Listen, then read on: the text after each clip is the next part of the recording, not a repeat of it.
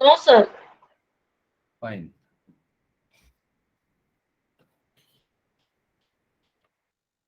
So today, basically the topic is non-normal data and non-parametric test. So do you have any idea about normality? What it means?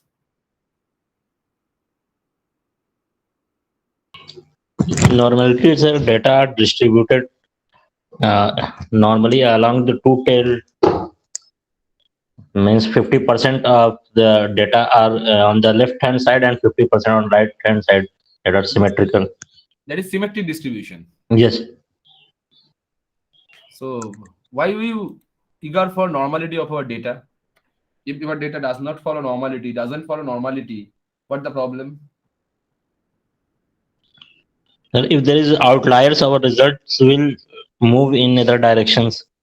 So outlier may be the cause, but what is the Hmm. problem if our data doesn't follow normality?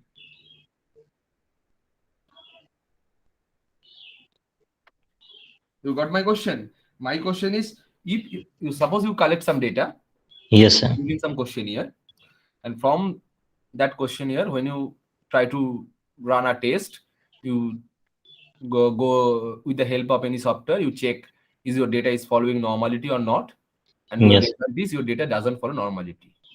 So always you talk to your research guide or any other one. So my data is not following normality. What to do with this? So my question is why we bother about the normality of our data?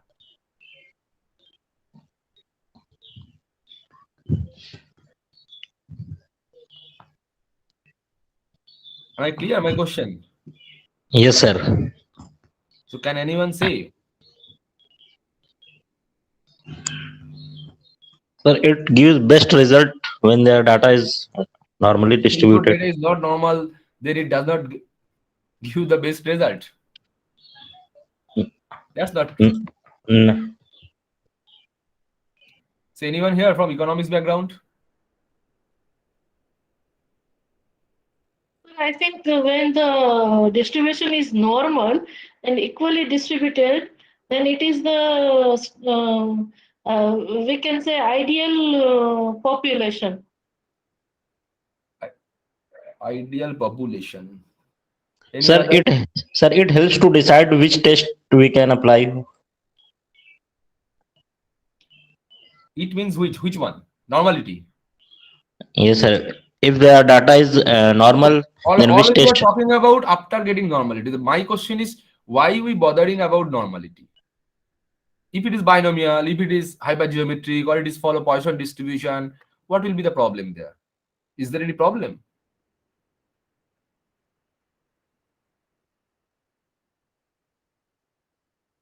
Sir, we can apply another test for that if the data is not normal.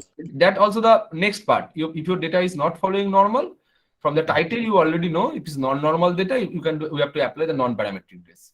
But my question is the initial question. So why we bothering about normal, non-normal? So what it means by non-normal? My question is actually when we collect some data, when we fit our try to fit any model, why we assume or why we try to establish that our data is actually following normality?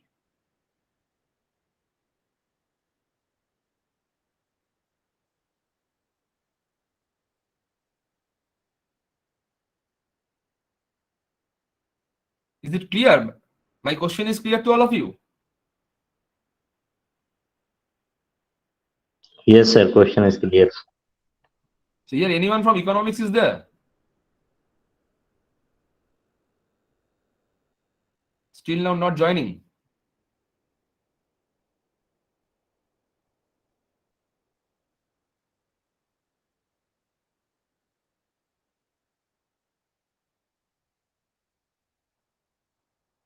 Do you heard the term estimation procedure or uh, maximum likelihood estimator, like these terms? Can you heard this?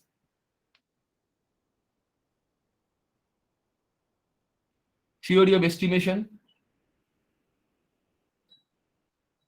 or theory of hypothesis as testing?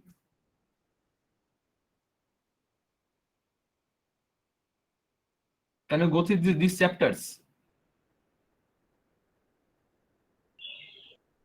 Yes, sir. Hypothesis testing we done today in the first session. Today in first session, fine. So can you say what is null hypothesis? Sir, it is a pre-assumptions that what we are testing. So Null hypothesis is that the population is distributed normally. population There is no significant difference in any group or anywhere. you mix it all up. Everything you mix in, everything in same hypothesis, not that. Every test has different hypotheses. So you already know what is the meaning of hypothesis. Is my screen is visible to all of you? Yes. Fine. Yes, sir.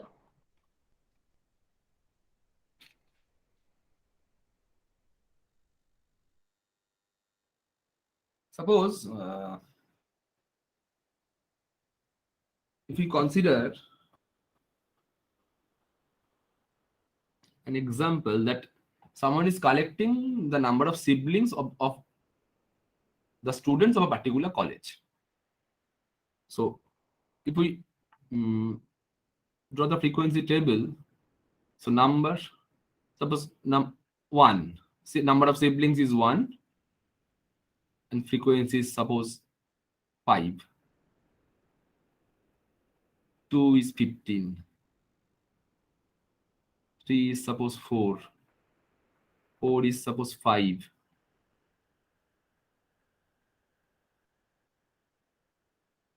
Sorry. 5 is suppose 6. 6 siblings 2. 7 siblings 2. 8. Suppose 1. And so on. You get this type of frequency distribution. And from this frequency distribution, this is your, what we collect? We collect the number of siblings of the college students. And for that, we select randomly someone and ask, please tell the number of siblings you have. So there is a population. And from this population, we are collecting some sample.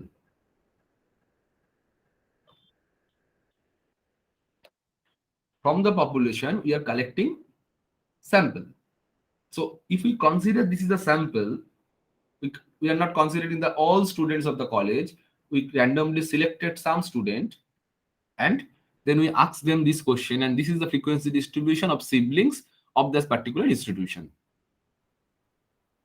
Then what is the target of a statistician? The target is to find out this sample or the actually this frequencies of the data is actually following which distribution. Actually following which distribution. That is, this population have some distribution, some known distribution. So with respect to this known distribution, when we collect some sample, our objective is to find out is our sample is following the same distribution that the population is following or not. But in maximum time, we are not aware of the population distribution. We don't know what is the population distribution. We only collect some sample and try to define that our sample is actually following this particular distribution. In statistics, basically, we consider binomial distribution, Poisson distribution, normal distribution, these actually theoretical distribution. And when we consider the t distribution, F distribution, chi-square distribution, these all are actually the sample distribution or not the theoretical distribution.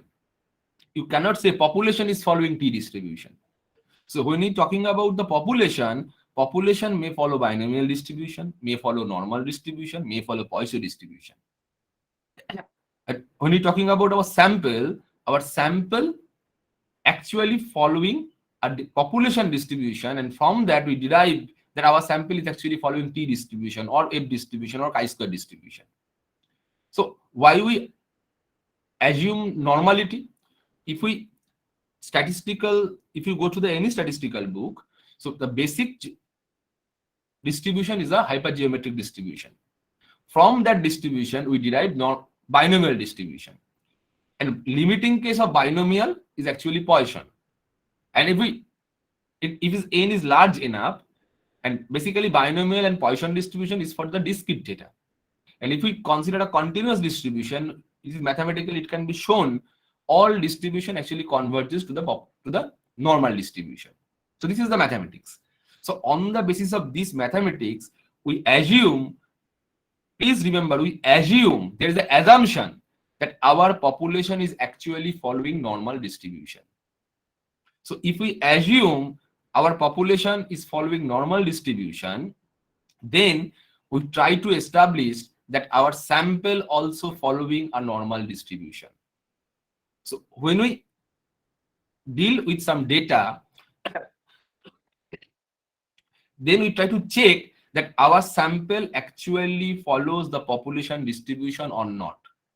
So if our sample follows the population distribution, which we assume as a normal distribution, this is our assumption. In some case, we know the population distribution. Then this is not the assumption. We know this is the population distribution. Population mean is this. Population variance is this. So from that, we can conclude that our population is following normal distribution. But in maximum cases, we assume that our population is following a normal distribution. And from that, we try to draw a conclusion that our sample also following the same distribution. So for that, in every time, we assume that our data is following a normal distribution. And to validate that assumption, we use some statistical test. It may be the Sarpio-Wilk test or Komlogov test, whatever may be the statistical test available. From using that statistics, we try to establish that our sample is actually following the normal distribution or not. So basically, what we try to do, we try to establish that our sample is actually drawing from the population, the same population. Same population means population is following normal distribution. So our sample is also following the normal distribution, means we are actually drawing the good samples. Samples are drawing from this population. So that's why we always assume that our data is actually following normality. But if we, once again, please remember that this is the assumption. Our population is following normal distribution. When we don't know the population characteristics. If we know the population characteristics, if we consider the census data for India, so in census data, entire population is considered. So when we draw some conclusion from the census data, that means population is actually, we are considering the population, not the sample. But if we consider the National Sample Survey Organization's data, any labor force survey or the migration survey, they actually collecting the sample, not the population. So, but we assume that the population is actually following the normal distribution. Why we assume? Because of symmetricity. Because normal distribution is basically a symmetric distribution. So population is symmetric, so our sample also a symmetric distribution. Remember one thing, when you're talking about the normality test, only in normality test, we are happy to accept the null hypothesis. Why? Because in normality test, when you try to test the normality,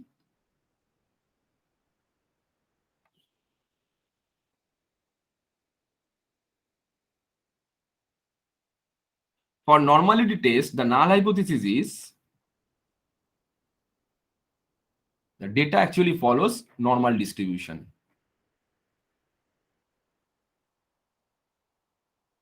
Against the alternative, non-normal. So for normality test, if p-value is greater than 0.05, that means we are we are accepting H naught. That means our data is following normality.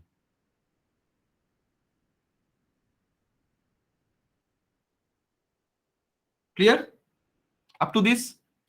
So what we actually try to establish that our data is actually following normal distribution. So if we accept the H naught, that means if p-value of the state statistics is more than 0.05, that is the statistical test is insignificant. We are accepting H naught, that implied our data is following normality. So means our sample observation is actually following the population, or the sample distribution and population distribution is the same distribution. There is no deviation from the population. So population is actually following normal distribution, sample also following the normal distribution. When we consider this normal distribution, so this is the normal distribution, our data is following normal distribution. What is the benefit of that? If we consider our data is following normal distribution, we can apply from the data, we can calculate that our data is actually following either T or A or parametric chi-square. These are the different sampling distribution or the beta distribution, gamma distribution, different distributions are there. But that all distribution depends on the normal distribution. All are we derive from the normal. I'm not going to the details, mathematics, derivation. You just take the logic or the concept of this particular part. So that means if we establish that our data is following normal, our sample data is actually following a normal distribution, then we are in a position to use these distributions as a sample distribution or sampling distribution, that is T distribution, F distribution, and chi-square distribution. These are the distribution. And for that, first we try to follow the distribution. After calculating the distribution, we can use different statistic to test our hypothesis.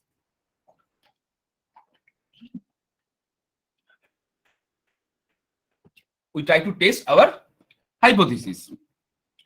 As we know from your previous class, there is a part that when we try to test population mean,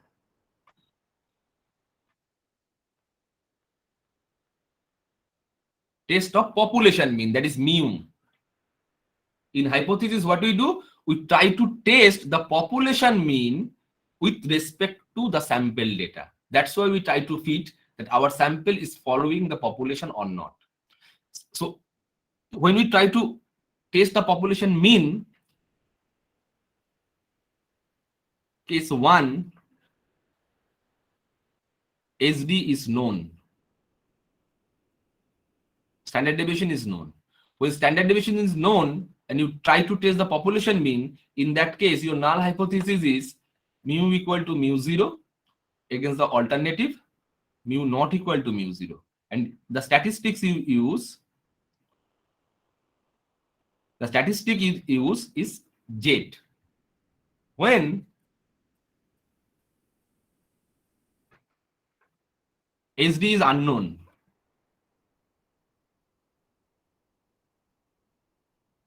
same hypothesis, mu equal to mu0 is always, remember, we write the hypothesis in terms of the population parameter, not the sample parameter. Always we write hypothesis in terms of the population parameters. So we try to test the population mean, that is our population mean is mu equal to mu0 or mu equal to 0, whatever you can write. And the alternative is mu not equal to mu0. So when standard deviation is known, the statistics is Z. When SD is unknown, we use the statistics that is T. So first we consider the population mean for the single population. This is a single population. When more than two population, when two population, not more than two, when two population, and SD is unknown. Two case, when the population are independent and population are paired. The hypothesis we can write mu1 equal to mu2 or mu1 minus mu2 equal to 0 against the alternative mu1 not equal to mu2 or mu1 minus mu2 not equal to 0. In that case, for independent sample, for paired sample, the statistics we use the T statistics, but there is a difference in the formula. The statistics is T, but the formula is different. And some other assumptions are there. We have to check other things, but broadly, this is the structure. When more than two population, more than two, and we try to test the population mean, what is the hypothesis? Mu1 equal to mu2 equal to mu3. What is the alternative? Any one pair is not equal. In that case, we use ANOVA, or what we can say, one-way ANOVA. We can use one-way ANOVA simply, or we can use one-way ANOVA repeated measure. But the assumption is our data is following normality, and we try to test the population mean.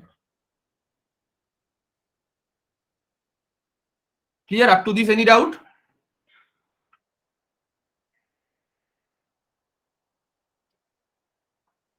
Up to this No, part, sir. any doubt? No, sir, clear.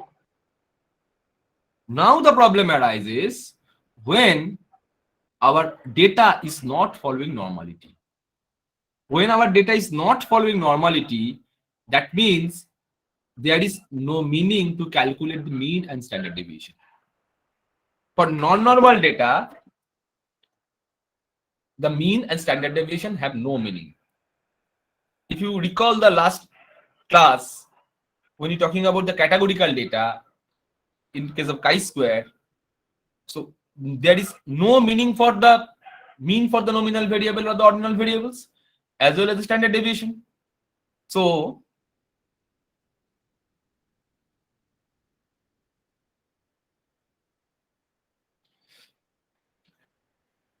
if you go to this slide, I already discussed this one. When we test t-test, what we actually do for one sample, this is the hypothesis. For two samples, this is the hypothesis. But the underlying assumption is the data is arise from the normal distribution. This is the underlying assumption. So when that part fulfilled, we know that our data is following normal distribution. We can go for these statistics, and this is basically known as the parametric test. So when our data is not following normality, in that case we use the non-parametric test. That means in every case, if we try to test this type of hypothesis with, or if we try to check for the two population, if we try to test the three similar equality between the more than two population, in each case we have to apply the non-parametric test. And basically, what are the reasons behind the non-normality? Why there is non-normality happen in the data? Basically, there are three or four points we can say. The first one is when the outcome is an ordinal variable or rank. That is, it is measured in categorical. In measured either in basically it is measured in an ordinal scale. The second one is when there are definite outliers, and when the outcomes has clear limits of detection.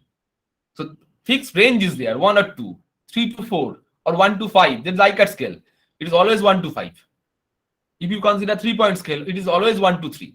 So in that type of situation, our data is not actually following the normality or the whole population. In that case, we have to use the non-parametric test. So when you do our research with the data, so first, after setting the hypothesis, we have to check that our data is following normality or not. If our data follows normality, go for parametric test. If our data doesn't follow normality, go for non-parametric test. There are different other techniques are there to make the data normal. Suppose you run your data is not normal, then there are different techniques are there. One can take the log form of the data. One can use the exponential form. One can take root of this and then rerun the normality test. But using different techniques also, you can find that your data is not become a normal. And the another point is when you do with your work with a small sample. So there is a small sample and large sample definition. So basically, when your data sample size is less than 30, this is actually a small sample. When n is more than 30, we consider that as a large sample. In some statistics books, n is considered as 50 for considering a large sample. And there is a property of large sample that for the large sample data, all distribution converge. There is a two theorem basically. One is central limit theorem and another is a large sample property, asymptotic property. With respect to these two, we can say if the sample size is large, then with the help of central limit theorem, we can say all distribution converge to the normal distribution. So if you're doing your research with a large sample and then also your data is not following normal, then ultimately you have to answer the research question with the help of normality. Why? Because since your sample size is large, central limit theorem is there, you have to represent this in terms of the normal distribution. Why? Because these two theorems tells us for large sample, all distribution converts to the normal distribution. How we do this, I will show you later on how we do this part. So, what are the advantages of non-parametric test? It used with all scale. What I told you yesterday that if our data is scale, if your data is ordinal, if your data is nominal, be careful about the scaling. Why? Because if your data is nominal or ordinal, you cannot apply parametric test. Your data must follow non-normal. So in case of nominal scale variable, in case of ordinal scale variable, you don't use parametric test. But in non-parametric test, you can use all scales. It is easier to compute. Fewer assumptions are there. Need not involve population parameters. In parametric test, the population parameters are involved. In hypothesis, always we write the population parameter. What we try to do in null hypothesis, we try to establish from our sample data that the population value is correct or not. So our sample is deviate from the population or our sample is just equal in terms of the mean value or in terms of the value of variance. But in case of non-parametric test, it need not involve population parameters. Result may be as exact as parametric procedures. That means, suppose you run t-test, simple student t-statistics, and your result shows there is a significant difference between two groups. If you run the corresponding test of the t-test in non-parametric form, you also get the same result. If it is significant in case of parametric case, automatically it is significant for non-parametrics also. And the advantage of these non-parametric tests are it can work on the rank data, that is in ordinal scale. And that I told you yesterday, in maximum time when we do our research, we make our questionnaire, we use maximum ordinal scale variables. So when we do our ordinal scale variable, and the thing is that I told you in last class that in maximum scale, the scales are 30 questions are there, 5-point scale, and after adding that 30 question, you make this as a scale variable. But this is not a scale variable. This is 1 second ordinal variable because you are actually adding the ranks. And if you run the normality of that score variable or the variable that you name as a score, that variable cannot follow the normality. So be aware of this. when you do your research, that if you use the ordinal scale, your data is no longer a normal data. Your data is a non-parametric data. And quote unquote, I am telling this in maximum time, and in some literature, you also find that 5-point scale data is used for the factor analysis, principal component analysis. But if you use the 5-point scale data for factor analysis,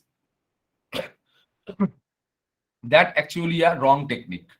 Why? Because from this class, you please try to remember, if you consider the Likert type scale data or 5-point scale data, then your data is basically a non-normal data. So for Likert scale type data or ordinals data, no meaning of correlation, that I told you yesterday. So for categorical data or the ordinal scale data, you cannot find the Spearman correlation. Sorry, Pearson's correlation. No meaning of R. So if you don't calculate R, if you don't able to calculate the value of R, that is the correlation coefficient, you cannot run factor analysis. There is that if you do with the ordinal scale type of data or the Likert scale data, and if you try to use principal component analysis or factor analysis, so there is definite categorical factor analysis is there. Those who are interested or those who are willing to use this particular method in your research, please go to the literature. Categorical factor analysis is there. That factor analysis is basically developed for the ordinal data.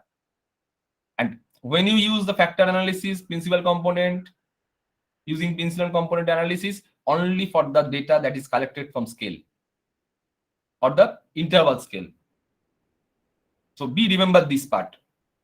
Otherwise, if you, with the help of software, you can easily run a factor analysis. Software knows nothing. What you click, it actually gives you a result.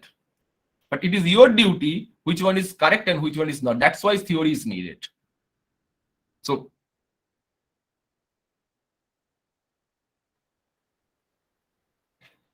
is this screen is visible? Yes, sir.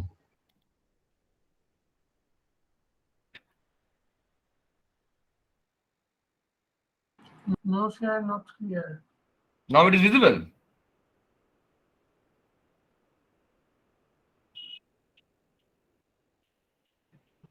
It is visible. Very small font, sir.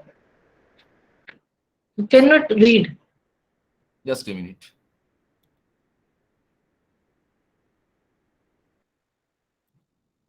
Now it is visible. Yes, sir. No, sir, no. Is it visible to all of you or not? Visible, sir. Visible? So just see. So basically what we try to do, testing hypothesis about the mean. Testing hypothesis about the mean. First question is how many samples? Either one sample or two sample or two or more sample. That I just discussed. So for one sample, when population variance is known population variance, we use Z. For unknown population variance, we use one sample t-test. Clear? But in case of two sample, the question is, are the samples are paired? If yes, for two sample, we are using paired t-test. This is a parametric test. If not, we use two sample t-test or simple independent t-test. But the question is, if our data is not following normal, if our data is not normally distributed, sample are not normally distributed, what we do? The pair t is used to test the difference of mean, or the hypothesis mu1 minus mu2 equal to 0, the null hypothesis, when the sample is distributed normal. If your sample is not distributed normal, the counterpart of the non-parametric test is Wilcoxon Sine rank test. So Wilcoxon Sine rank test we use when to test the equality of means when the samples are independent. Two samples are there and that samples are paired sample. Similarly, In case of independent samples, if our data follows normality, we go for the independent sample t-test. The counterpart of the independent sample t-test is the Mann-Whitley u-test. So if our data is not following normal and we know our sample is independent, then we go for the Mann-Whitley test.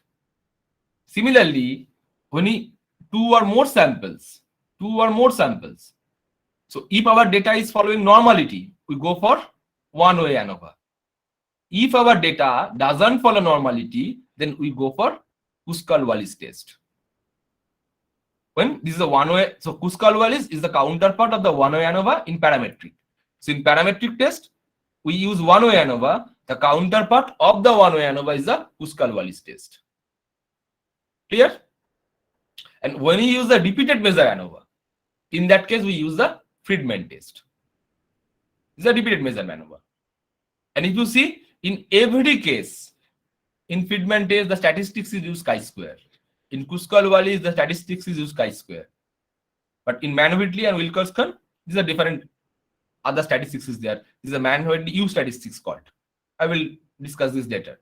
So what we conclude from these,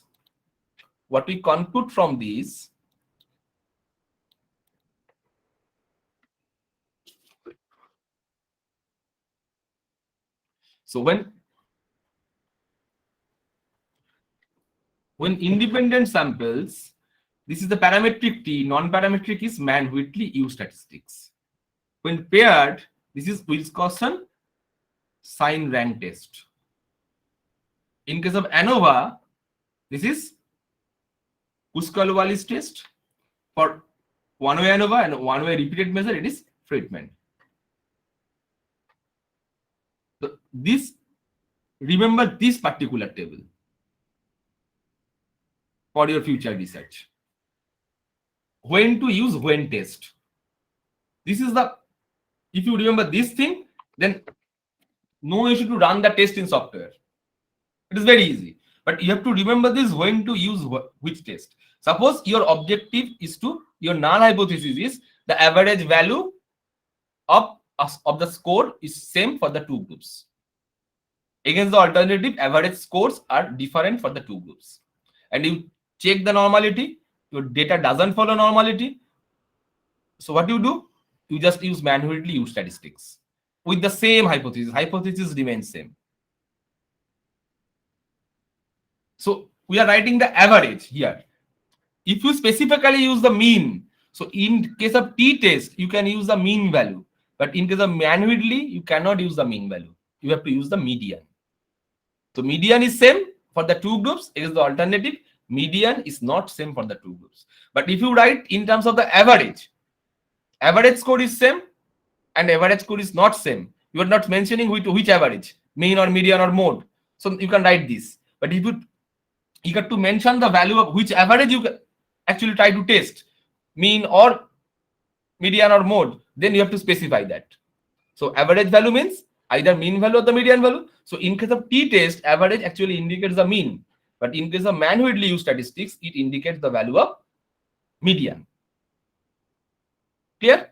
Similarly, when the samples are paired sample, we go for the Wilcoxon Sine test, Sine rank test. For one-way ANOVA, when more than two population, we use the Kruskal-Wallis test corresponding to the one-way ANOVA, and for one-way repeated measure, we can use Fitment test.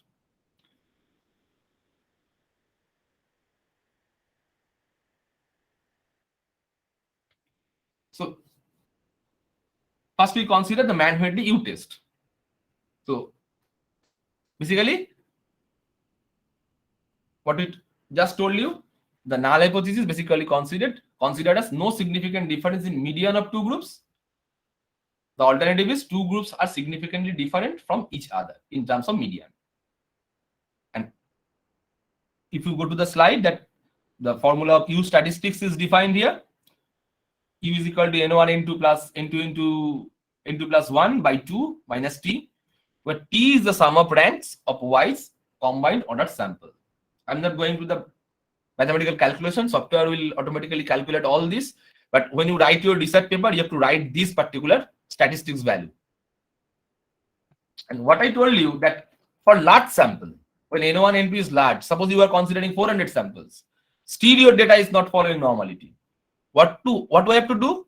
We have to use the Mann-Whitley U statistics. But after calculating this Mann-Whitley U statistics, since our data is large, we can use this U distribution of U to calculate the mean and standard variation or the standard deviation. And ultimately, we can calculate this Z value. This is a standard normal value, U minus mean by SD. And on the basis of Z value, if the Z score is more than 1.96, then we reject the null hypothesis. Or if your Z value is less than 1.96, you cannot reject the null hypothesis. I will show you in SPSS, it automatically calculates the Z value. SPSS automatically calculates the Z value using this formula. But in your paper, you have to write this. First, you have to calculate the Z value for the large sample. If your sample is less than 30, then it is okay. You can conclude on the basis of U statistics. But if your data is large enough, so you cannot conclude only in terms of U statistics. Manually, you have to find out the value of Z, and on the basis of the Z critical value, you have to conclude.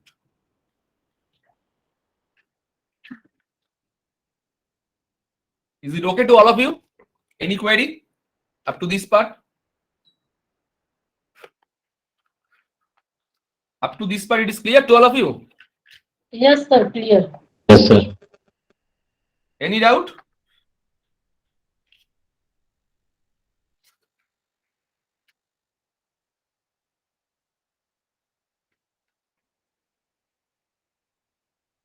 Consider this case. The question is, do males possess high IQ than females? To answer this question, a random sample of 5 female managers and another set of 5 male managers were chosen from the similar public sector banks, and their IQs are noted after conducting a test. So here the sample size is very small, 10 sample size. And what is the H naught? The average IQ level of male manager is identical to that of the female managers. Just see this, I am mentioning here average, not mentioning which average.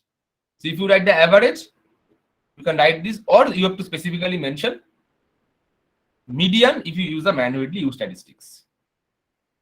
So it is better to write average. And what is alternative hypothesis? The average IQ level of male managers is significantly greater than the average IQ level of the female counterparts. So please open the data set that I give already sent by mail to you. That is Mann MW. The name of the data set is MW.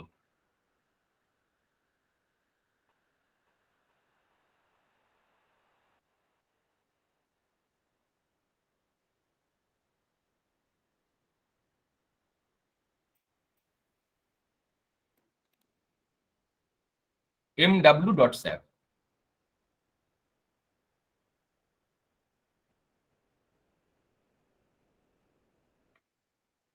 All of you open your data set.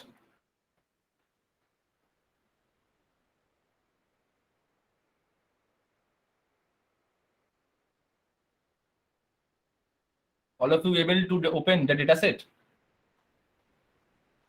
Yes, sir.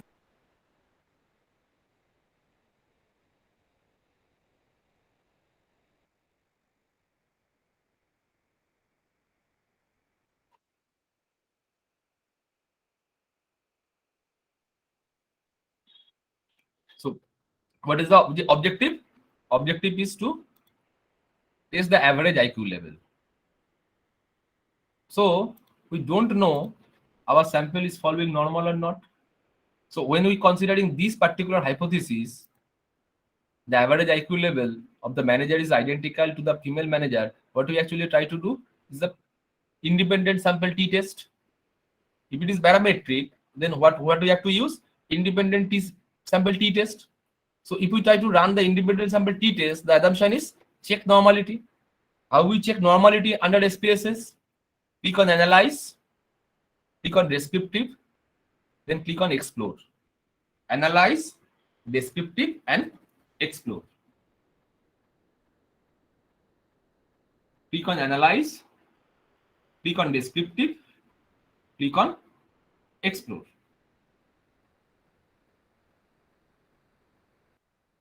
All of you able to do this part? Yes, sir. Only one response, remaining all other? Yes, sir. 2 out of 24. How many of you working with me? Or how many of you only listening? Sir, working, but data sheet.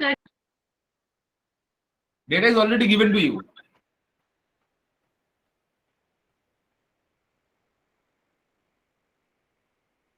Data sheet is Sir, already given to you. Today or yesterday? Today. Today I Check have. email.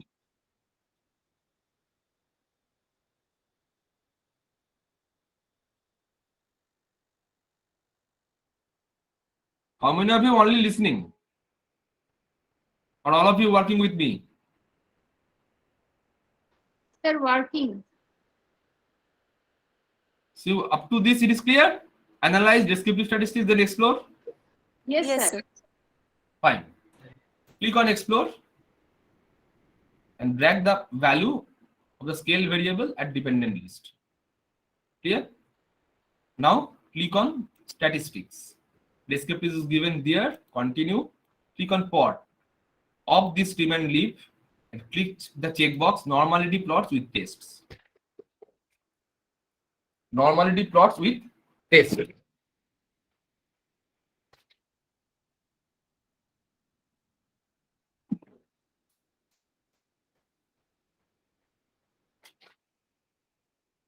Normality plots with tests.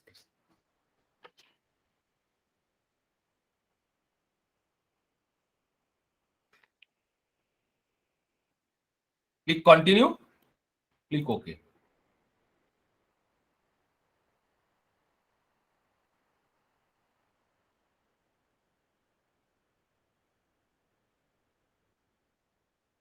Directly come this table.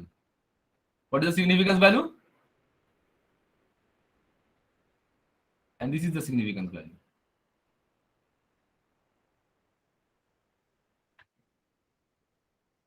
So what is the conclusion?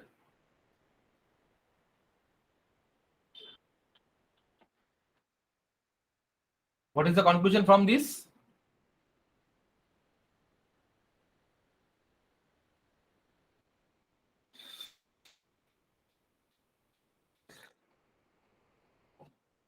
Can you say what is the conclusion?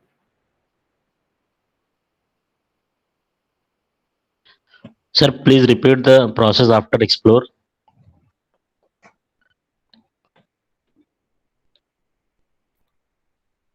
We just drag the dependent list, click on plots of this checkbox trim and leave. It is by defaultly chosen. Click on this checkbox where normality plots with tests. Then click continue. Then click OK. Sir, please repeat. In you are going very speedy. Our computer is not that much speedy. I repeat once again. No issue. Yeah, once. Yeah, analyze. Go to descriptive, explore, and then click this. Drag this variable in dependent list. Click on plots. Already this checkbox is tick is given of this, and click on normality plots with tests.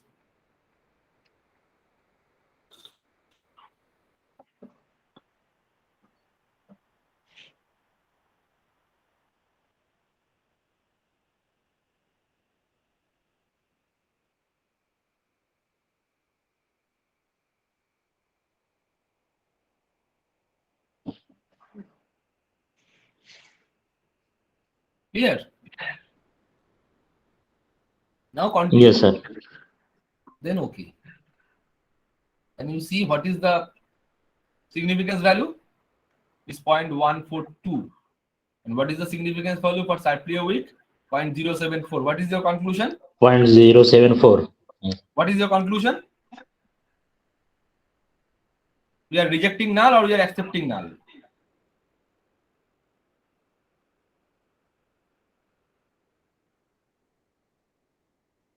We are rejecting null or accepting null? What is the rule of thumb that I told you yesterday? Can you remember? Any one of you?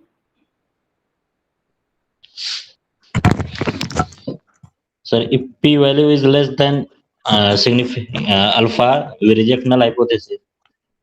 Alpha means 0.05. Yes, sir. Here your p value is 0.074. so it is more than 0.05 for both the No, tests. sir. For Sapir-Whorf test, for Komolov-Smirnov test. It is In both less the than, tests, p sir. value is more than 0.05. So we Less are than, not sir. rejecting the null. Yes. So if we don't reject the null, that means in case of normality test, what I told you, if p value is more than 0.05, that means we are accepting 80. That is our distribution is following normal. Yes. Our distribution is following normal. So we can apply t-test for this particular data. This data is a parametric data. Yes, sir. This data is a parametric data. Parametric data. So we can use t-test. As I told you, you see, we can use t-test. Because our data is actually following normality. Although this is a small sample.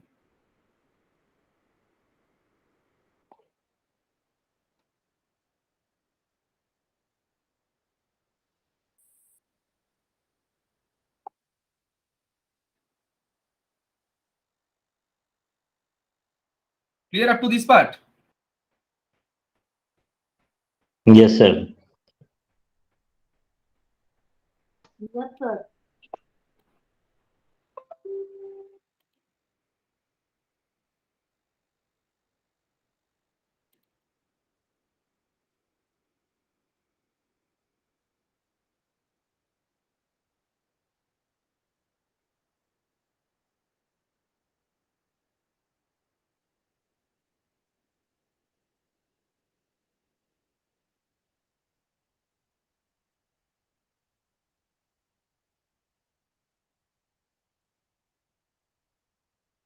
For this data, I'm not given to this data to you.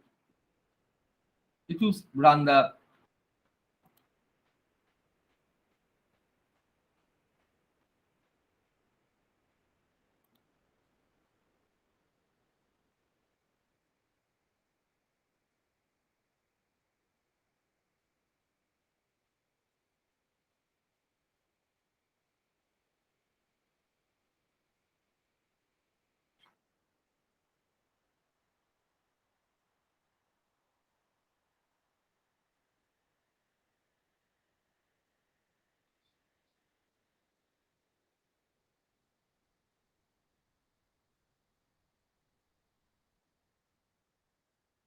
this is the data for two clubs. One is Meerut Social Club and Meerut Club.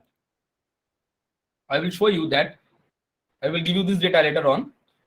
If you run this data is doesn't follow normality. And in that case, we have to use the non-parametric test. How we use the non-parametric test? The steps are analyze, then come to the normal test, non-parametric test. Those who are using the version 18 onwards, if you use the version 2018 onwards, in case of normal non-parametric test, you see chi-square binomial runs, then there is the option legacy dialog. If you click on legacy dialog, these all options, you see all these options are there.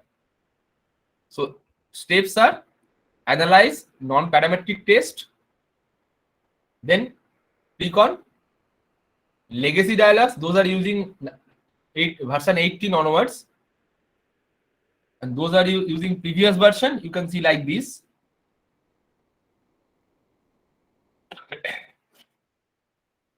Here. So what we are doing here, two independent samples. So click on two independent samples. Click on two independent samples. I show you the steps once again. Analyze, non-parametric, then two independent samples. Analyze, non-parametric, two independent samples. Those who are using version 18 onwards, you can find there is a dialog. There is a menu, legacy dialog. Click on legacy dialog, then you come to independent samples. So what is the test variable? Rating is your test variable. And club is the grouping variable. When you drag this, you have to define the groups. Be careful. You have to define the groups here. So you have to group 1 and group 2. Which one is group 1? Which one is group 2? So I am writing here group 1 as 1 and group 2 as 2. Can you follow me? Or I am going fast? Yes, sir. Following. So click on continue. Then click on OK. So this is the Mann-Whitley test output.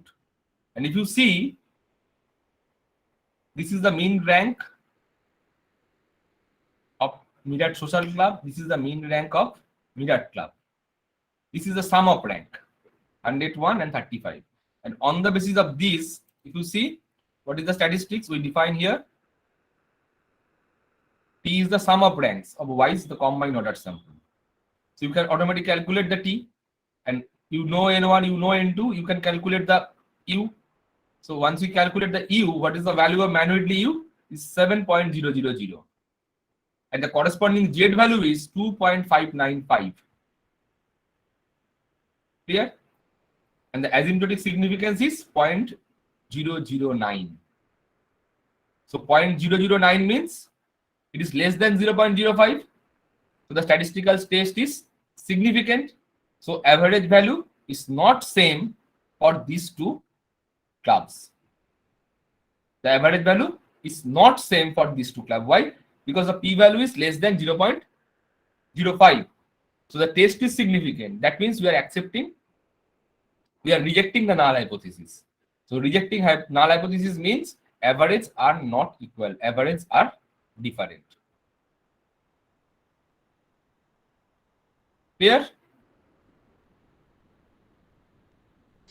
Yes.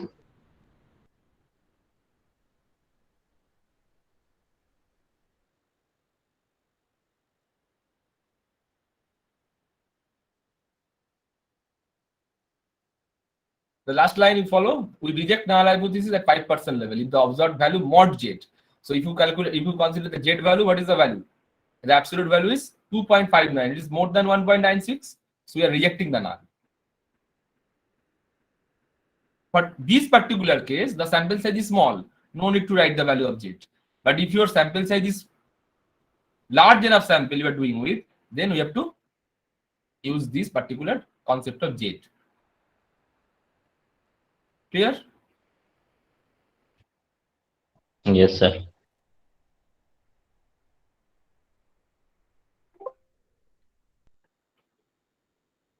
The next is when you consider this paired sample. What is the difference between independent sample and paired sample? Independent sample means the samples are independently distributed. Paired means when in case of pair, the same individual's data is there, either pre-post or the before training, after training. This is basically the example of paired. Whereas independent, these are different two groups are there. Just like this one is the members of the Mid-Art Sporting Club or Social Club, another is the Mid-Art Club. One group who are using a particular drug, another group using another new drug of the same company. This is the concept of independent.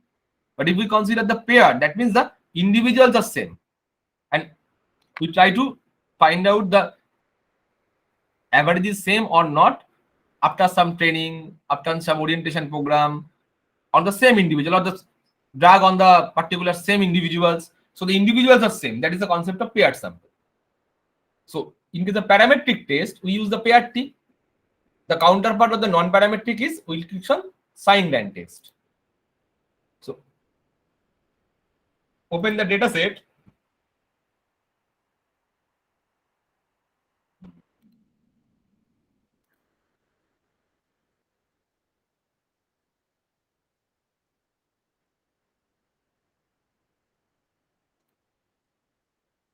Wilcox Sine rank SAP.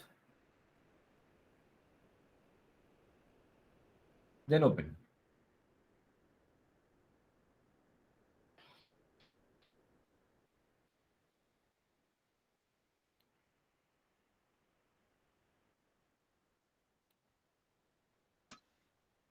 Sir, please go slowly. Are you able to open the data set? Yes, sir.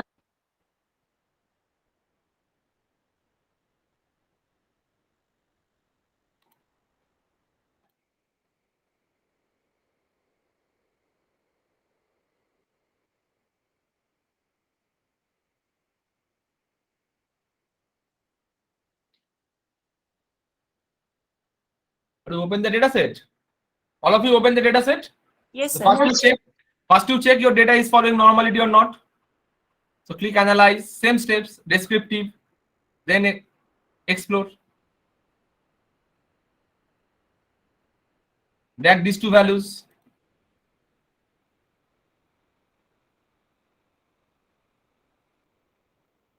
Upstream leave.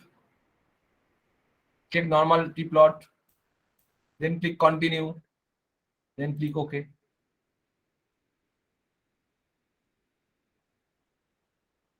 And if you see the normality table, you just see for before it is 0.02. It is 0.033. But after is actually following normality. So your one series following normality, another series is not following normality. So you cannot run pair T test. So in that case, we have to run non-parametric counterpart of the pair T. That is Wilcoxon Sine rank test. Here, first you have to check normality. So what are the steps? Same steps. Analyze non-parametric test. Here we consider two related samples. So one is two independent sample. So when we use Mann Whitley, then two independent sample. When we use Wilcoxon, that is two related samples. Two related samples.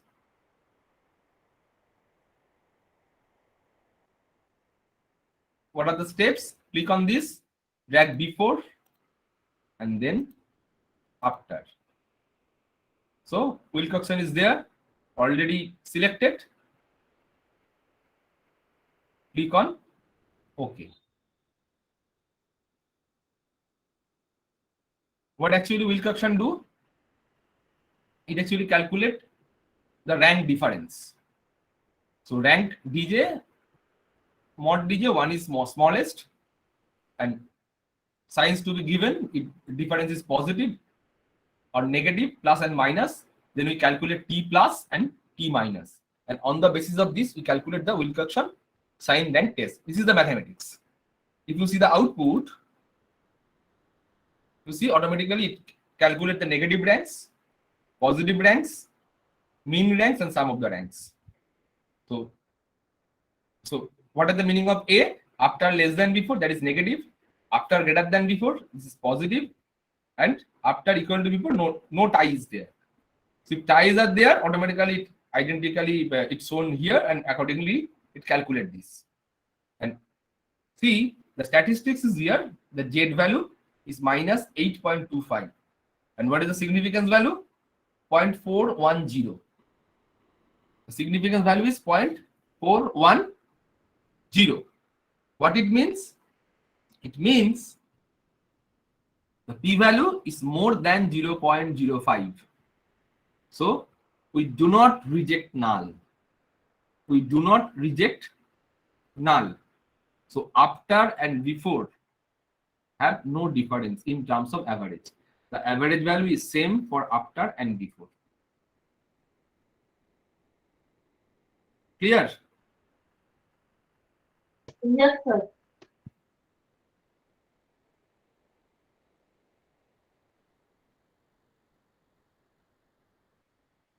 It is clear to all of you? Yes, sir. Yes, sir.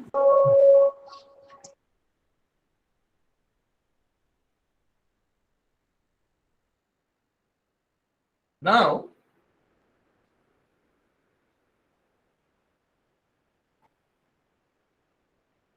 you read this.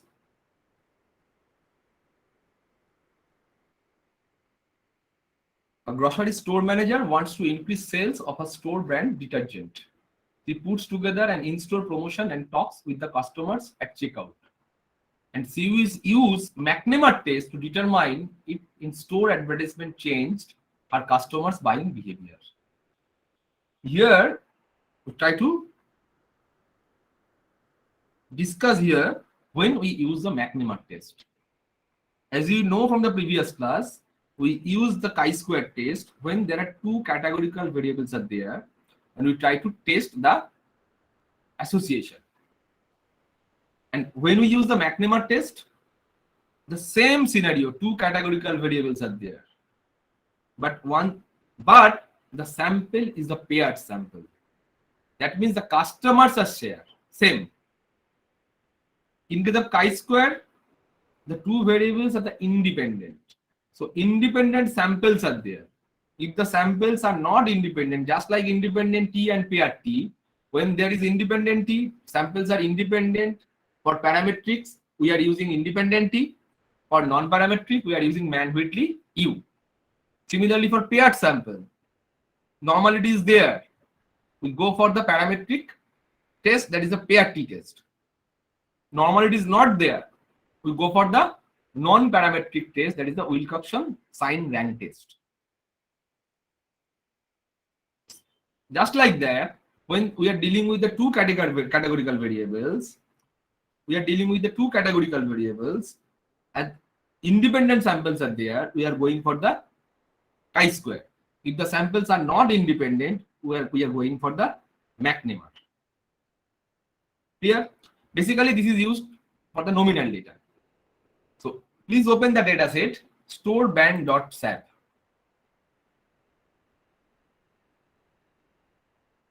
Storeband.sap.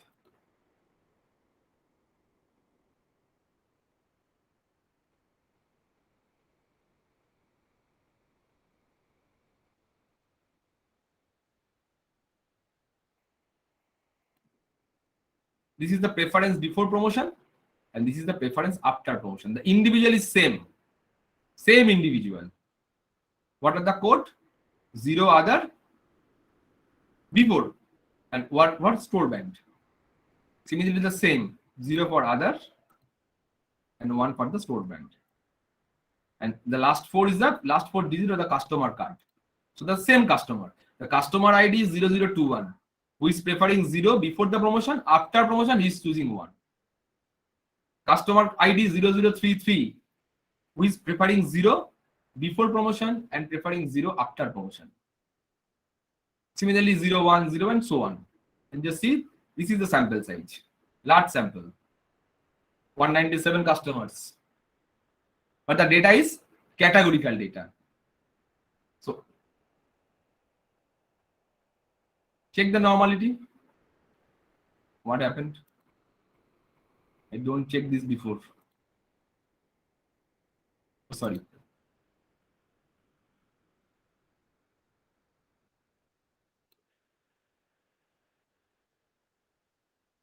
You all know how to check the normality. Please check normality.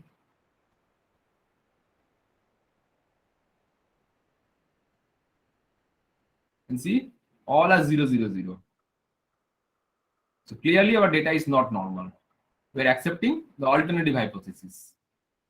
So all the values, all the two variables are not normal. So if you measure your data in 5-point scale or this type of scale, you see your data is no longer a normal one.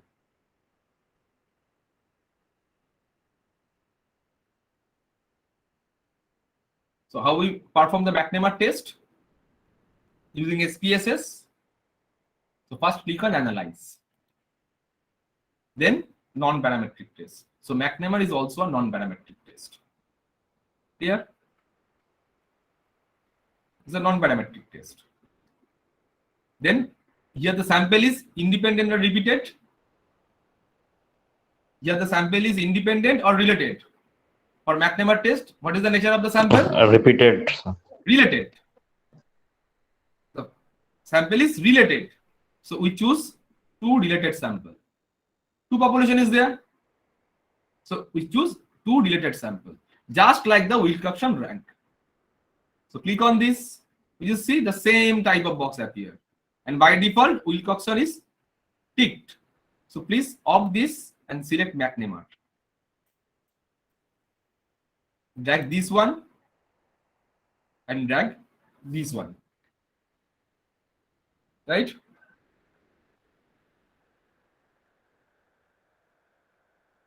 Click on OK.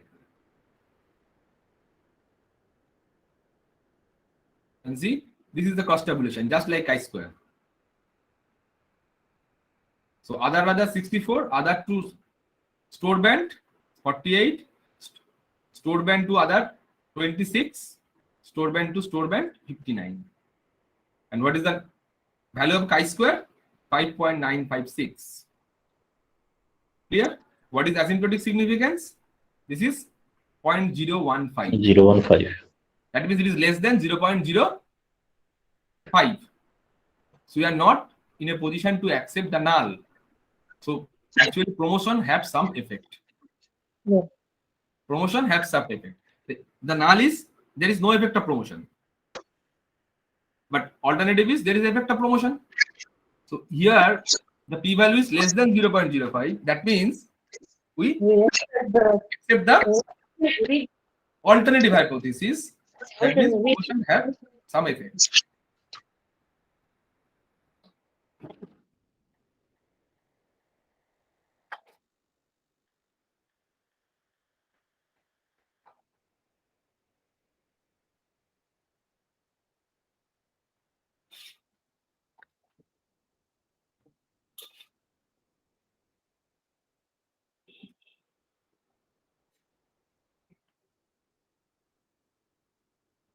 So McNamara is clear to you? Yes, sir. So we can use chi-square when two independent samples are there and the two variables are categorical. And we can use McNamara when the two variables are categorical variables, but actually we are considering the paired sample.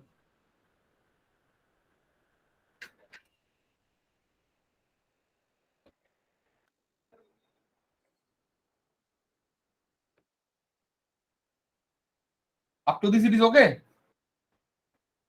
Yes, sir.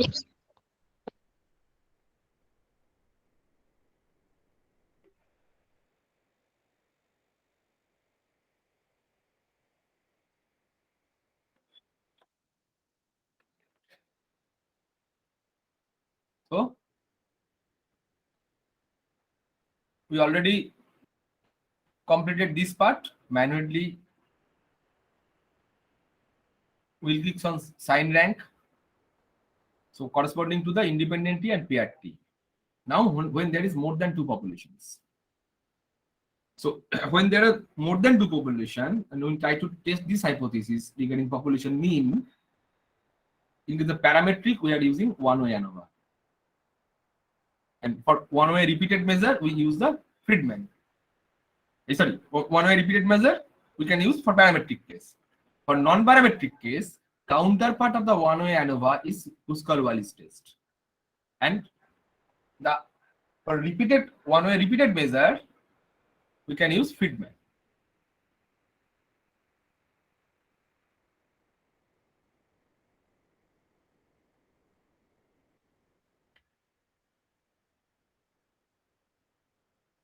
This is basically a Mann-Whitley Wilcoxon test has been extended by Kruskal and Wallis.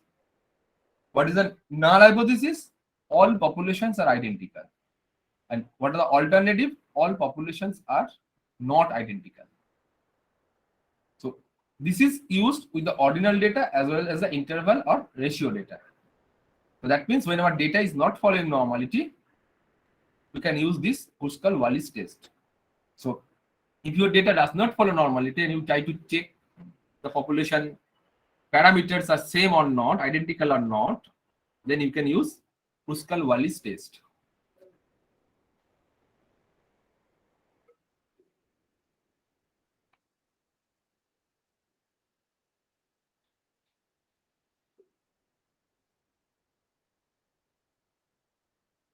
Clear up to this? Yes, sir. So this is the state statistics. 12 by n into n plus 1, sum over r square by ni minus 3 into n plus 1.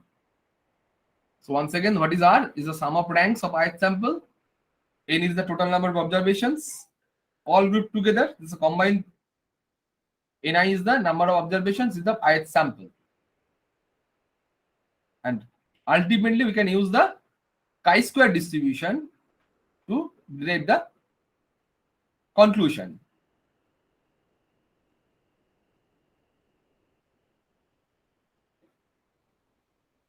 Those who are interested, if please go to the book of Gungupta Dasgupta. The derivation is there, why it is follows chi-square. For the time being, you just remember this part.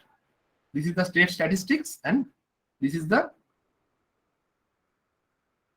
value of the test statistics. And for sample size for each group more than 5, it is actually following the chi-square distribution.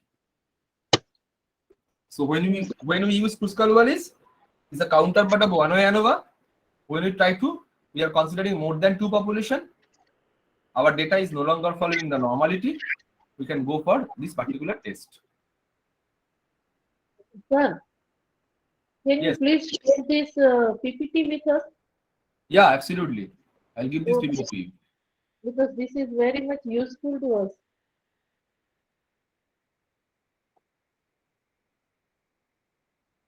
So how you perform this Kruskal-Wallis test?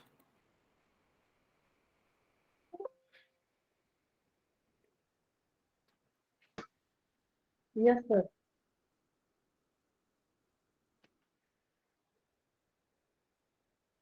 Just a minute.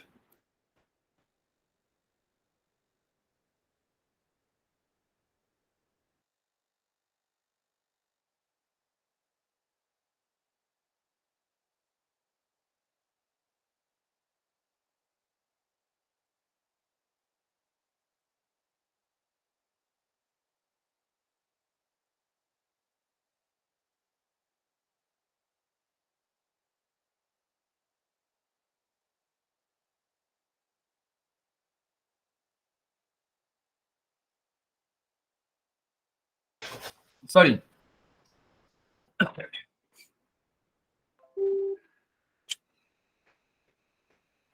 Just open the data set.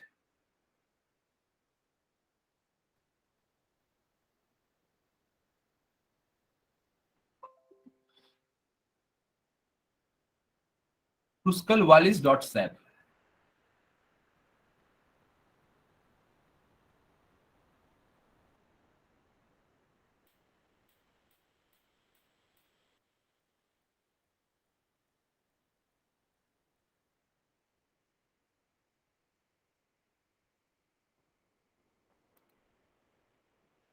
This is the data, 3 group data.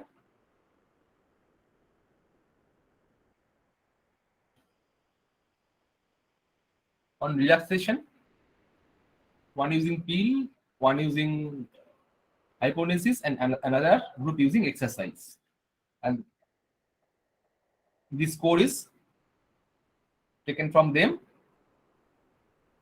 And what is the null hypothesis? Null is average population values are equal. It is the alternative, averages are not equal.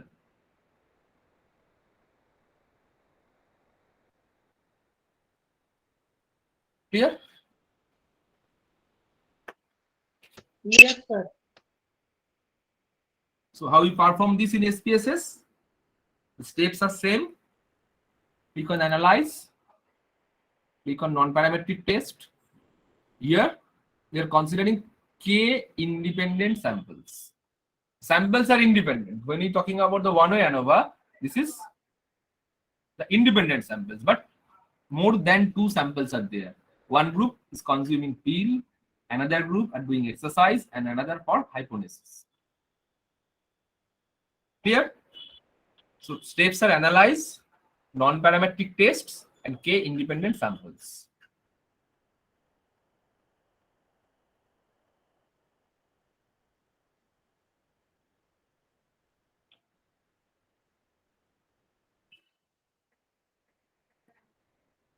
So first, select relax, drag this on test variable box,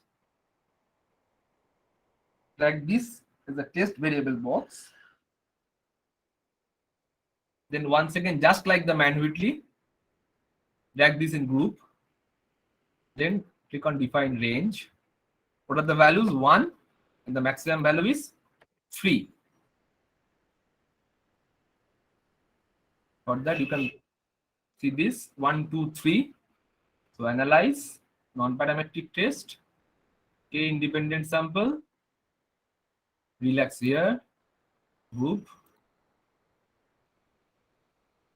1 and 3. Then continue. Clear? Automatically, Kurzweil analysis clicked here. Now click OK. And what is the output? The chi-square value is 13.262, and it is once again the result suggests that we are rejecting the null hypothesis. That means there is a difference. In relaxation score, 3 methods have some difference. But the question is, which method differs to what? Pill and exercise is same or not? Exercise and hypothesis is same or not? How we find this? That is the what about the post hoc analysis? How you conclude that which group actually differ? It may happen pill and hypothesis have equal average. Pill and exercise have equal average, but exercise and hypothesis have not equal average. And for that reason, all are not equal. Because the alternative is any one of this is not equal. Any one of the pair is not equal. So it may happen one pair is not equal, but all other pairs are equal. So how you calculate this? For this, we have to take the help of Mann Whitley U. Since we are doing with the independent sample T. So if you run the Mann Whitley U, the same process, analyze non-parametric 2 independent sample. You just put relax here, grouping variable here. First we check it for 1 and 2. First we check it for 1 and 2. Click OK. You just see 1 and 2 have a significant difference. So pill and hypothesis have significant difference in terms of relaxation score. So what about 1 and 3? The same procedure, analyze, non-parametric, 2 independent sample.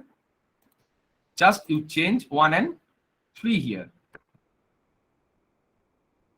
1 and 3. And click OK. See, once again it is significant. So pill and exercise also have some difference.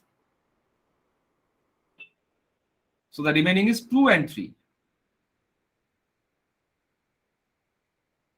Select this, change the group name. It's 2 and 3. Click continue. Click OK. You just see it is 0.42. So this group also have a difference. So all the groups differ with respect to the other. So these two have a significant difference. Pill and exercise have a significant difference. Why it is less than 0.05? And similarly, the pill and hypothesis have the similar difference. So overall, the population means are not same, and individually we can check that all the groups are different. Clear? So in case Yes, sir. in case of one-way ANOVA also, if you do the parametric test, if you got the significant result, you have to perform the post hoc analysis. You have to show the post hoc analysis, which group actually differs with which group. You have to show this. Similarly, for non-parametric test also, if you use the Kruskal-Wallis test and you got the significant result, then you have to perform the Mann-Whitley test to calculate the difference, which group actually differ with respect to the which group. You have to prove this.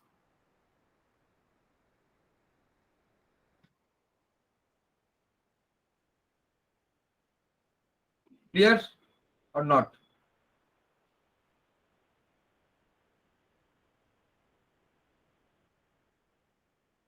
Clear, sir. Huh? Yes, clear, sir. Clear.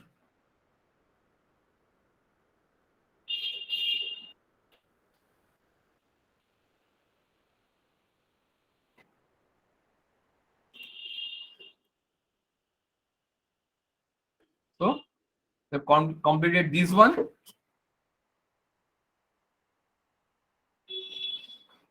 This one, only remaining part is Fitment. And also you know now how to perform the McNamara test.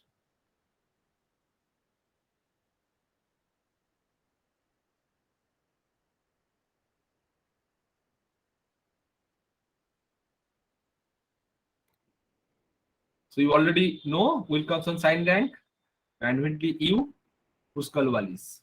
The only part is the Fitment test. So this is basically the randomized block design type concept, but I am not going to the details of this. I don't make any slide for this. I just, with the help of SPSS, I will show how you perform the Fitment test. I'm not going to the basic mathematics of the Fitment test, when to use and so on. Remember one thing, when there are two variables, when there is one variable, there is one way ANOVA. That means here the basically concept is one dependent variable. This one variable is the one dependent variable. One dependent variable with more than two categories of a particular variable. And when there are more than two variables, the dependent variable is more than two. In that case, we are using the 2A ANOVA. Here.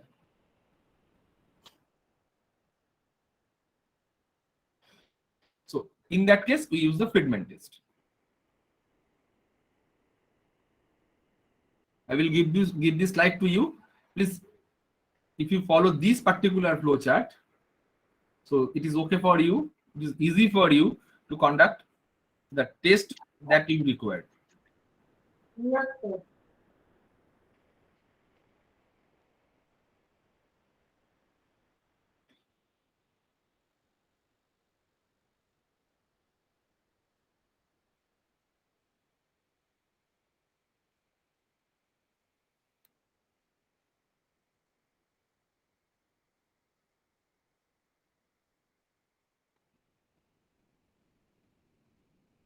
You just open the file fitment.sat.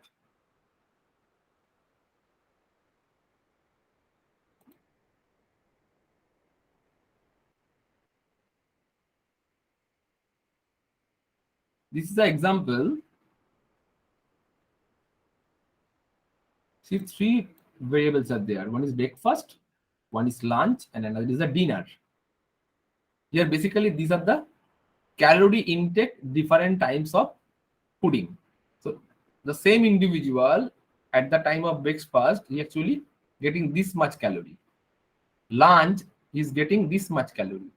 Dinner, he is getting this much calorie. So the question is the calorie intake with respect to these different timing of foods is same or not? Have you got my point? So this is the values of the calorie intake of the individual. So if we add another variable here, this is the serial numbers of the individual ID. So first individual is getting 50 kilocalorie at breakfast, at lunch 58, at dinner it is 54. Similarly, all other the 10 individuals. So the objective is to find out is the calorie intake by the individuals is same with respect to the time of lunch, time of pudding. That is in times of breakfast, lunch, and dinner, it is same or not.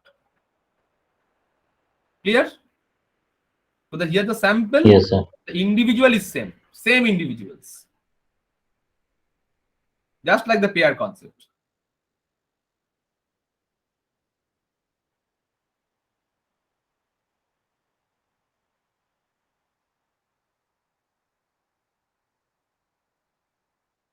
Clear up to this? Yes, sir. So how we run this Fitment test? So click on Analyze. Click on Non-Parametric Test. Legacy dialog. Then legacy dialog. K-related sample. K-related sample. Fine. K-related sample. So drag all these variables one by one.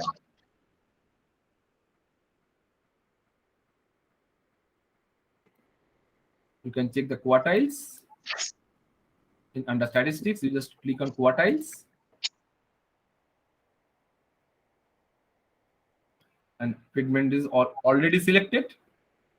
Click OK. These are the percentile values. This is the mean rank. And this is the test statistics. 7.8. And this is asymptomatically significant. 0.02, it is less than 0.05. So calorie intake differ in time of foods of the individuals.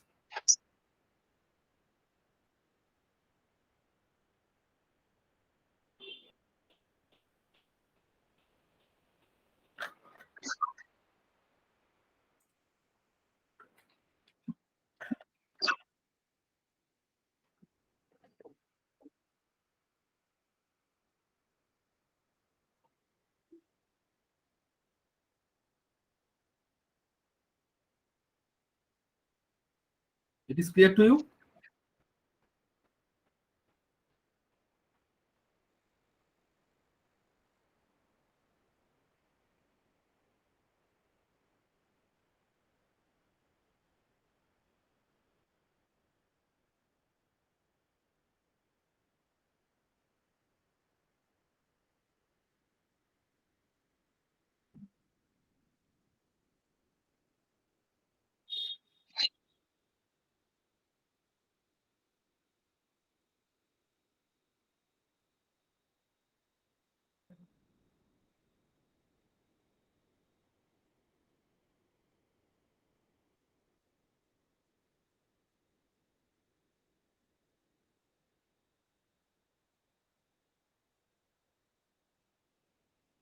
Up to this, it is clear? Yes, sir.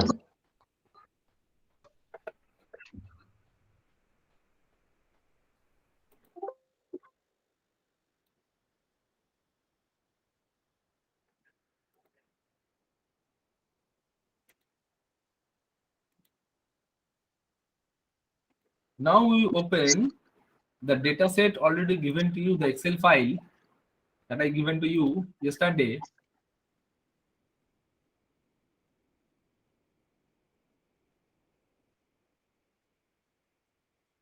That is VU pack I-square. And open the data set from sheet 2.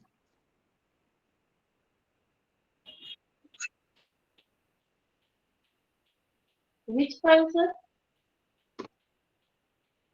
The data set already given to you in last day. That is view underscore prac underscore sky. And open the data sheet 2 from that particular Excel sheet. Sheet 2, not sheet 1. We already do our exercise from sheet 1 yesterday. We just open sheet 1.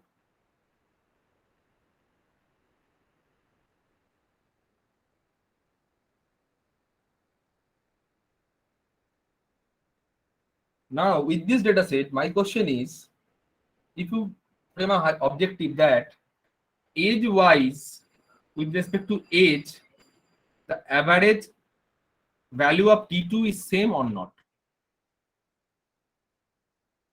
With respect to age, average value of T2 is same or not? if you see the data, you see what is your age? Age basically 3 category or 2 category. Age is 2 category, 1 and 2. And since this is the 2 category and this is the independent variable, which one is that your dependent variable? T2 is your dependent variable. So first check that T2 is actually following normality or not. You just check this. T2 is following normality or not.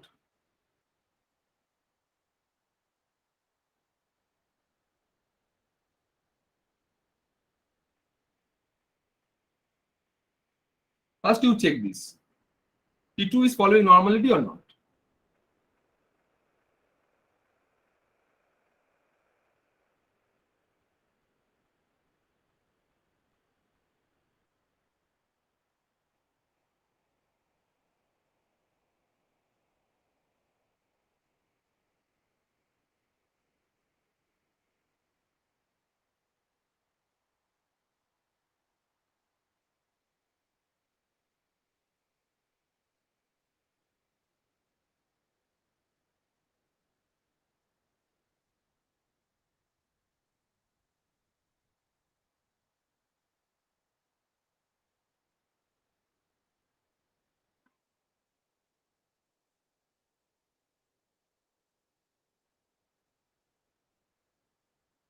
Have you calculated?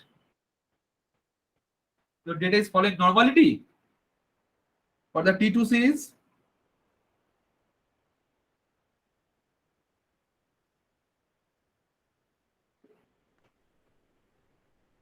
The significance is 0, 0. 0, 0. So your T2 is not following normality. No, sir. So you cannot perform t-test. Why? Age have No. 2 category, 1 and 2. You see, age have 2 category, 1 and 2. Only 2 categories are there. So since 2 categories are there, that is 2 population, 2 age group, and T is not following normality. So what Normality. statistics you can do here? Use non-parametric test. Non-parametric which statistics? Counterpart of independent T. What is the name of that statistics?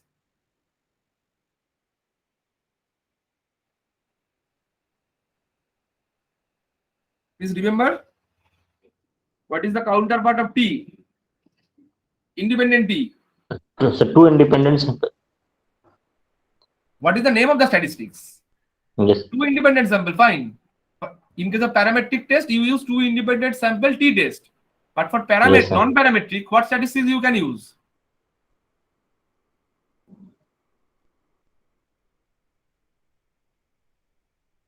What is the counterpart of T? Anyone?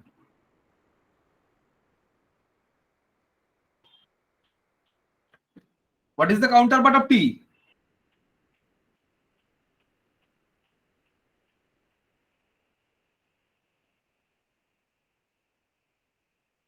Please unmute yourself and give the answer.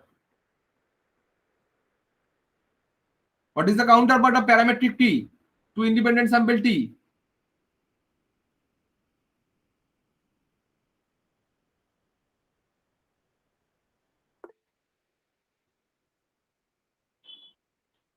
Anyone of you?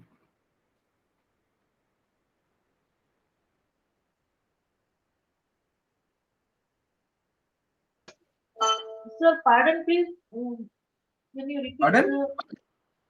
Can you repeat the question? My question is, as the data from the data T2 is not following normality, and age have 2 groups. So 2 groups are there. Age T2 variable is not following normality. So you cannot perform parametric T, independent sample T.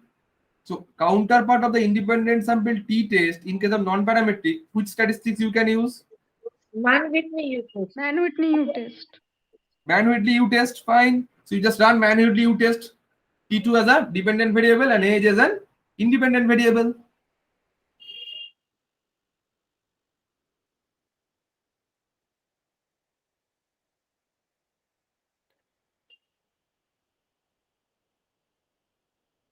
T2 as an independent variable.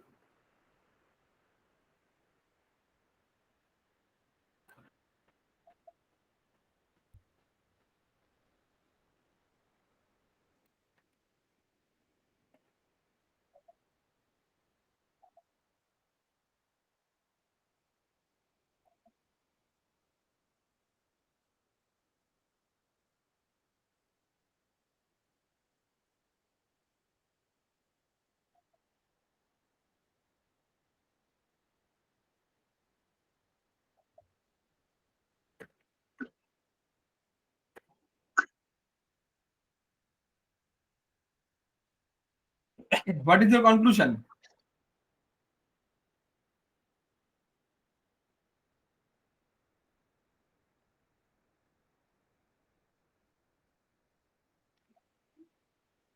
What conclusion can you draw from this result?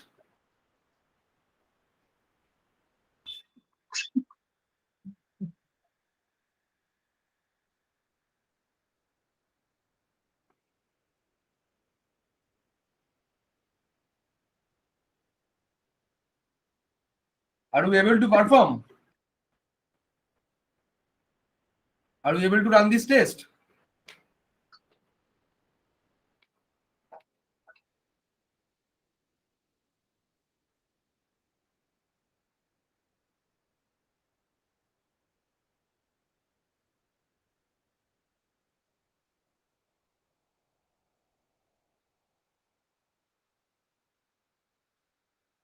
What is the outcome?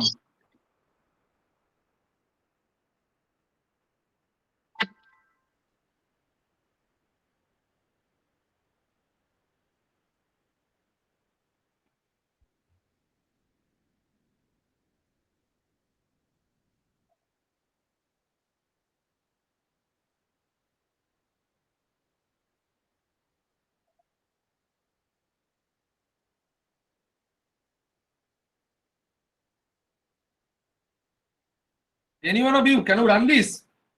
Or facing problem?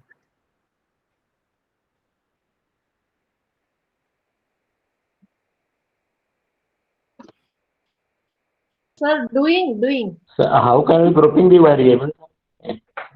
Pardon? Sir, how can we grouping the variables in this? So your age have two category, 1 and 2. Make this variable Okay. ordinal or nominal. Age is your grouping variable. T2 is your dependent variable. It is scale. But that scale variable is not following normality. That's why you are not able to do independent sample T test. So the counterpart of the independent sample T is Mann Whitley U.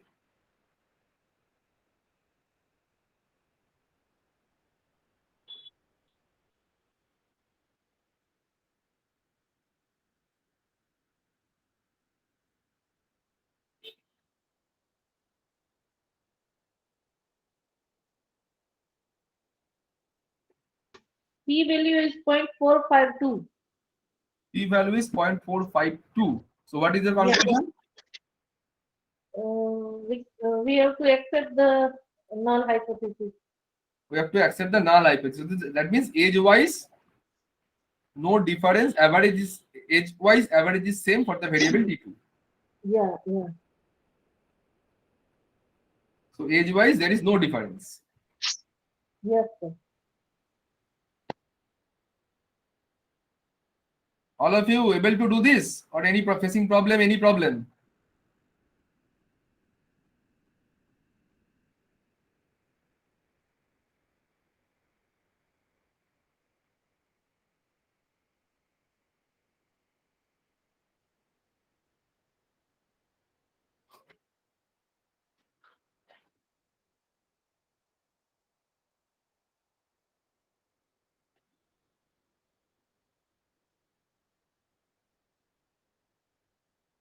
Anyone from you can say something?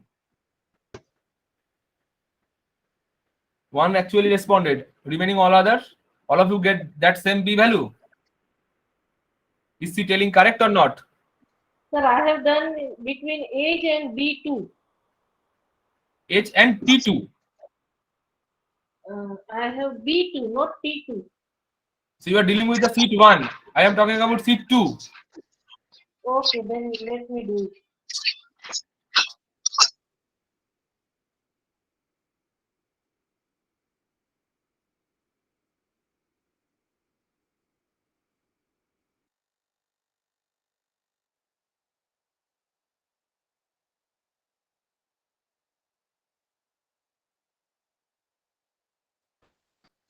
Whatever you consider, you know the methodology first. Already it is clear to you how to run.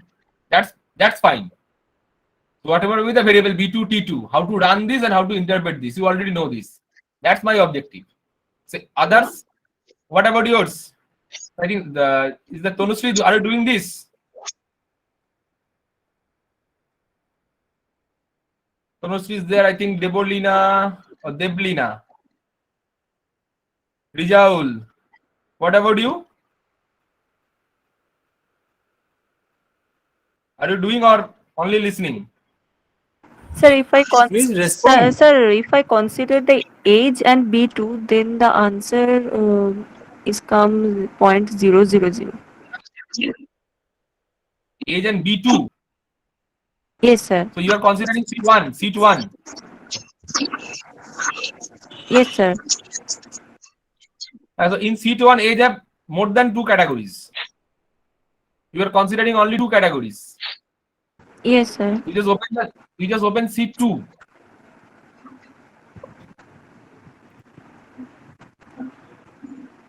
You just open seat 2. Anyone is able to open seat 2? Yes, sir.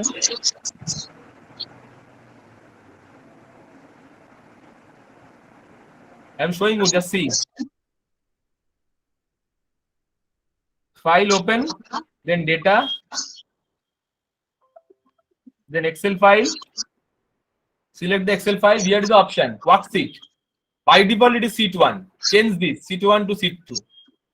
Seat 1 to seat 2. Then click OK. So this is your seat 2. Here also age is given and the variable name is T2. You just open this file.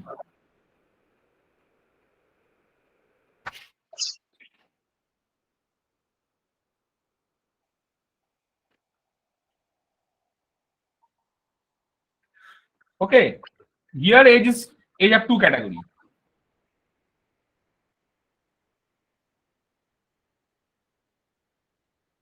Just see the frequency.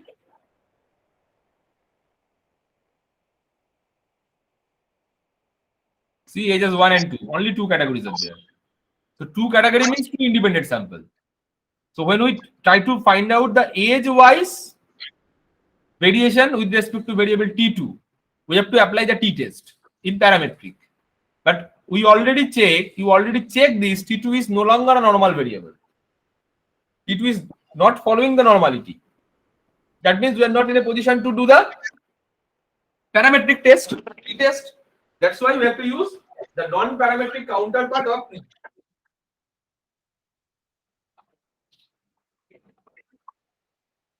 That is Mann Whitley U test. Sir, But age, the same, age and T2, P value is 0.173. so it is more than 0.05. Yeah, so So we are not in a position to reject null. yes, we have to accept null hypothesis. We have to accept the null hypothesis. So if you consider the education level, suppose you consider education level, and if we try to find out, is there any difference? The average value of T2 is same with respect to the education level. What is our null? Our null is average value of T2 is same with respect to the education level. Clear? Now, what we find from the frequency distribution? Education have 5 categories. So this is more than 2 sample. T2 is non-normal. So what statistics you use? If more than 2 categories there, in parametric method, what is the way? What test you should run? ANOVA. One way ANOVA. So when T2 is not following normal, what is the counterpart of the one way ANOVA? That is What is the counterpart? Kruskal-Wallis.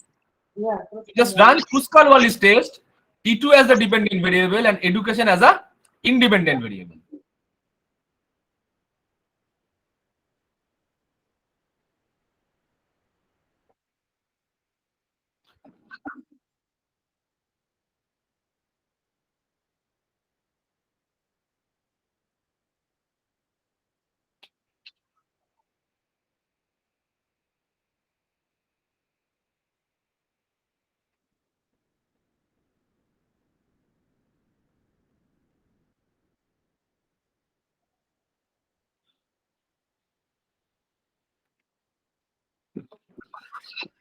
So now it is clear when you use Mann-Whitley and when you use Kruskal-Wallis. So when the variable have two group, two category, dependent variable is there, go for Mann-Whitley U test, counterpart of the T. For pair, it is Wilcoxon rank. When there are more than two categories in a variable and your dependent variable is not following normal, you go for the Kruskal-Wallis test. So run Kruskal-Wallis test as T2 as a dependent variable and education as a independent variable.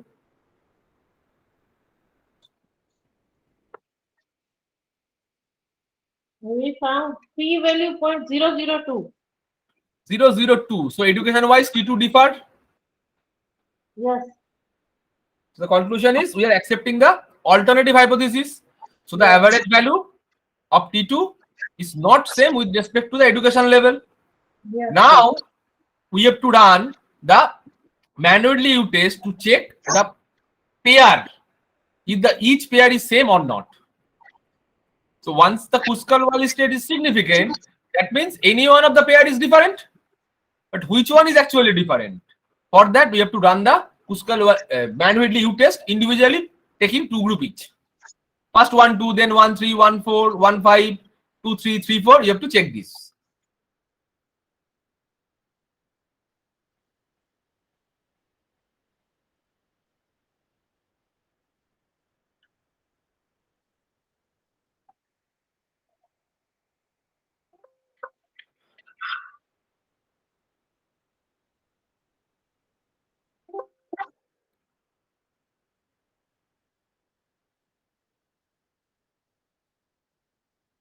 So it is clear to all of you what is the meaning of non-parametric test, how we check, Yes, and sir. when we use which test. And next, what are the procedure in SPSS, how we solve the different, how we use different non-parametric test in SPSS.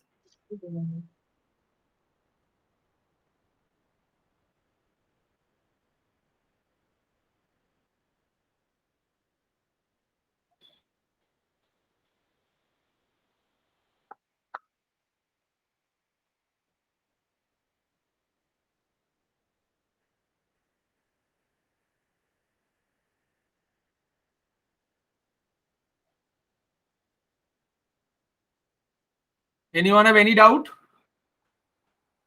No, sir.